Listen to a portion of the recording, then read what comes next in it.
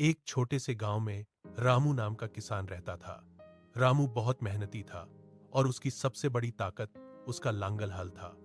हर सुबह सूरज निकलने से पहले रामू अपने बैलों के साथ खेत में जाता और लांगल से जमीन जोतता था।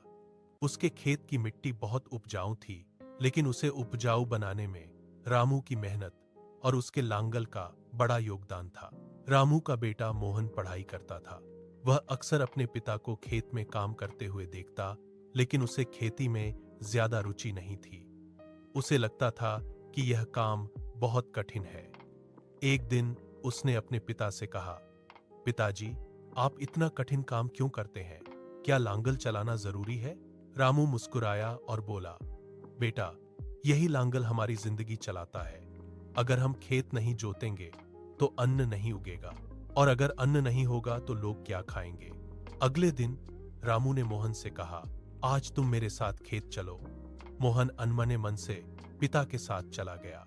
खेत में पहुंचकर रामू ने उसे लांगल पकड़ने को कहा। शुरू में मोहन को बहुत कठिन लगा। मिट्टी सख्त थी और बैलों को संभालना भी आसान नहीं था।